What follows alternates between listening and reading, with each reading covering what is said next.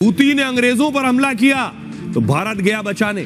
ये तस्वीर आप देख रहे हैं, हूती विद्रोहियों ने समंदर में इस बार ब्रिटेन के शिप को टारगेट किया। कौन आगे आया, अगली तस्वीर में आपको दिखाऊंगा। ब्रिटिश शिप था, प्रधानमंत्री मोदी यानी भारत आगे आया मदद करने के लिए। भारत ने अपने वॉरशिप भेज। इंडियन नेवी जो है वो एक थर्ड एक मर्चेंट वेसल है जिसकी हेल्प के लिए आई। का नाम है INS विशाखापत्तनम। पाकिस्तान में जब किसी को यह बताओ कि भारत जंगी तैयारियां कर रहा है, तंज और मजाक उड़ाया जाता है कि आप बहुत अरसे से सिर्फ ये चूरन बेच रहे हैं कि भारत हमला करने आएगा। आज तक तो उसने किया नहीं। अरब सागर में सोमालिया के तट के पास नौसेना ने एक हाईजैक हुए जहाज से बचा लिया, जिसकी खबर लगते ही भारतीय नौसेना ने ऑपरेशन शुरू कर दिया। Indian Navy continues to demonstrate its prowess on the high seas with the successful rescue of 17 crew members from an Iran-flagged fishing vessel MV Iman, which had been hijacked by Somalian pirates. एक मरतबा फिर पाकिस्तान में भारतीय जो secret Wars हैं, जिसे हम एक टर्म में प्रॉक्सीज कहते हैं, भारतीय इंटेलिजेंस नेटवर्क रॉ का नेटवर्क तोड़ा गया।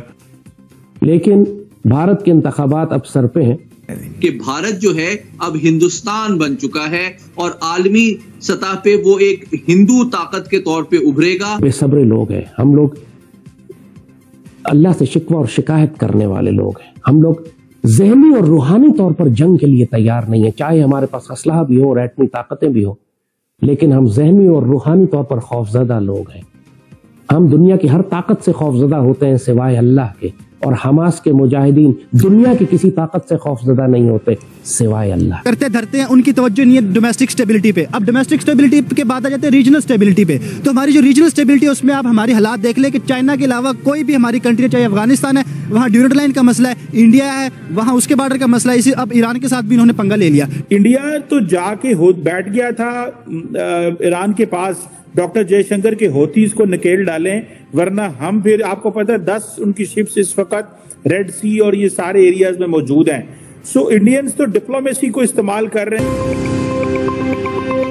नमस्कार दोस्तों, स्वागत है आपका आपके चैनल EFC में। दोस्तों, भारत हिंद प्रशांत महासागर क्षेत्र का बहुत ही बड़ा नेट सिक्योरिटी प्रोवाइडर बन गया है। जी हाँ, नेट सिक्योरिटी प्रोवाइडर का मतलब होता है कि वहां से निकलने वाले किसी भी लीगल शिप की सुरक्षा की जिम्मेदारी भारत अपने ऊपर ले रहा है, क्योंकि हूतियों के द्वारा अमेरिका के शिप पर भी अटैक करने के बाद सबसे पहले भारत ने रिस्पॉन्ड किया। वहां पर UK के और फ्रांस के शिप भी मौजूद थे, लेकिन भारत ने अपनी जिम्मेदारी उठाई और अमेरिका के शिप को वहां से बाहर निकाला।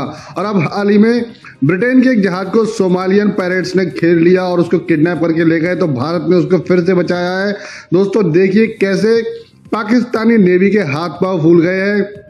रेड सी में भारत अपने पांव जमा रहा है और भारत के हिंद महासागर से लेकर अरब सागर तक भारत की तूती बोल रही है। तो दोस्तों देखिए जबरदस्त वीडियो, कैसे पाकिस्तानी मीडिया कह रही है कि भारत के पास इतनी कुव्वत कैसे आ गई और वो कैसे पूरा का पूरा अरब भारत के आगे नतमस्तक है और उसकी नेवी खुले आम पूरे हिंद महासागर क्षेत्र में, अरब सागर में एकदम दिल धाड़े से घूम रही है। तो दोस्तों देखिए जबरदस्त वीडियो।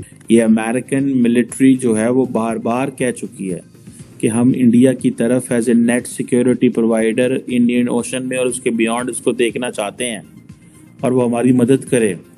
दोस्तों एक बड़ी डेवलपमेंट है कि ये इस महीने के अंदर इंडियन नेवी जो है वो एक थर्ड एक मर्चेंट वेसल है जिसकी हेल्प के लिए आई है।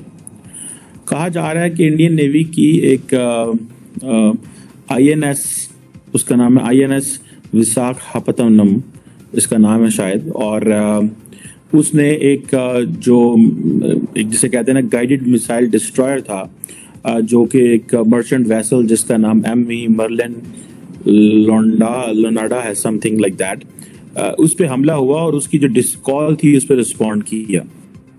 वो जो इंडिया बार बार स्ट्रेटेजिक ऑटोनॉमी की बात करता है वो कोई मजाक नहीं है। स्ट्रेटेजिक ऑटोनॉमी मीन्स कि मैं आज़ाद हूँ, मेरे पे कोई प्रेशर ना डाले, मुझे कोई कुछ नहीं कह सकता, मैं अपने फैसले खुद ले सकता हूँ, मुझे कॉर्नर किया गया तो मैं फिर अपना खुद सोचूंगा। यही चीज़ है ना, यही इंडिया कह रहा है अमेरिका को कि पिछाड़ जाओ। ठीक है जी। और कैसे चीज़ें इस नेट, क्या इंडिया की प्रॉपर कैपेसिटी बिल्डिंग है? इंडिया अपनी मिलिट्री को, एयरफोर्स को, नेवी को, ठीक है जी, कैसे देखता है?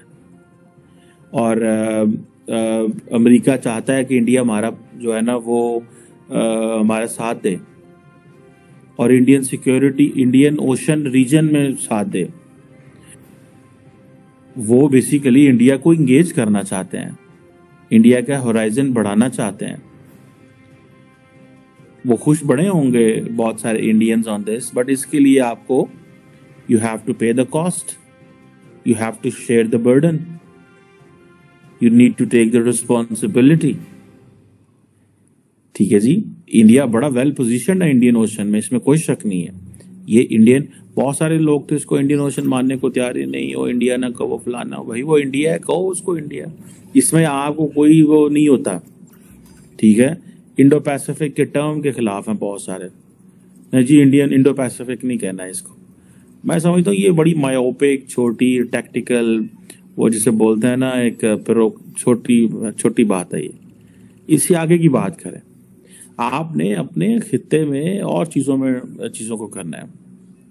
ठीक है जी, ये सारे का सारा जो कॉन्सेप्ट है, ये सारी की सारी चीज़ें जो हैं ये बड़ी इंपॉर्टेंट है।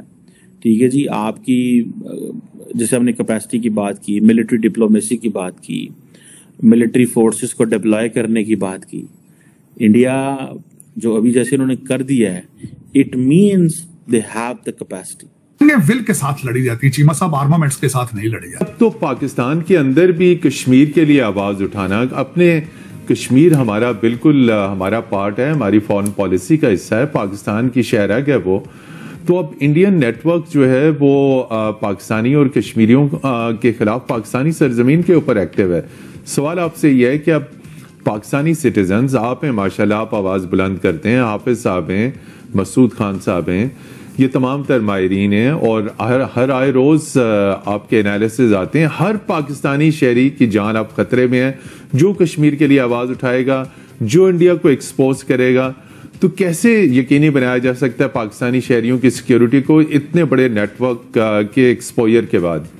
देखिए, चंद दिन कबल आपको याद होगा कि जो बाबरी मस्जिद को शहीद करके जो वहां पे राम मंदिर का इफ्तिताह किया गया, आप यूं समझें कि उसका ताल्लुक बाज लोग जो हैं वो समझ रहे हैं कि सिर्फ मोदी सरकार अपनी इलेक्शन कैंपेन में इसको इस्तेमाल करना चाहती है। हालांकि अगर जो लोग हिंदुओं के स्ट्रेटेजिक कल्चर और स्ट्रेटेजिक हिस्ट्री से वाकिफ हैं, वो समझते हैं कि दरअसल ये एक सिंबॉलिक तरीके से उन्होंने रिवेंज लिया है महमूद गजनवी के सोमनाथ पे हमले का 1000 साल के बाद। पहली तो आप अंदाजा करें कि वो तारीख के हवाले आज तक उसे भुला नहीं सके, वो भुला नहीं सके, उसका उन्होंने इंतकाम ले लिया आपसे। बाबरी मस्जिद को शहीद करके वहां पे अपने मुल्क का सबसे बड़ा मंदिर तामीर करके, जिसमें 155 ममालिक के दरियाओं का पानी डाला गया, जिसमें पूरी दुनिया के जो हिंदू डायस्पोरा है उससे अरबों डॉलर का चंदा वसूल किया गया और उसके नतीजे में $200 मिलियन से ज्यादा की लागत आई इस मंदिर की। और ये मंदिर अब इस बात का इजहार है अलामती तौर पे कि भारत जो है अब हिंदुस्तान बन चुका है और आलमी सतह पे वो एक हिंदू ताकत के तौर पे उभरेगा। भारत के इंतखाबात अब सर पे हैं, भारत की जंगी तैयारियां मुकम्मल हैं, उसकी नॉर्दर्न कमांड, उसकी सदर्न कमांड और साउथ वेस्टर्न कमांड बिल्कुल डिप्लॉयड है हमारी सरहदों के साथ। पिछले 1.5 साल से मुसलसल हर हफ्ते वो डिवीजन और कोर लेवल की एक्सरसाइजेस कर रहे हैं। दुनिया का हर हथियार उन्होंने तजुर्बा करके देखा है। जदीद टेक्निक्स जंग करने की, यूक्रेन जंग से, और इस्राएली टेक्निक्स जो वो गाजा में इस्तेमाल करने की कोशिश कर रहा है, और उनके हथियारों की जो परफॉर्मेंस है, उस सब के मुताबिक अपने आप को वो तरतीब देकर पाकिस्तान के खिलाफ मुनज़्ज़म हो चुके हैं। India as a regional power, India की capacity in terms of humanitarian assistance, disaster relief, ये वो तो ठीक है ना जनाब, लेकिन fighting with other countries in the high seas को मजाक नहीं है भाई साहब। तो आपको ये वीडियो कैसा लगा कमेंट बॉक्स में जरूर लिखिए। इस वीडियो को लाइक कीजिए, शेयर कीजिए, सब्सक्राइब करना ना भूलिए आपके चैनल EFC को। तो मिलते हैं अगली वीडियो में। जय हिंद।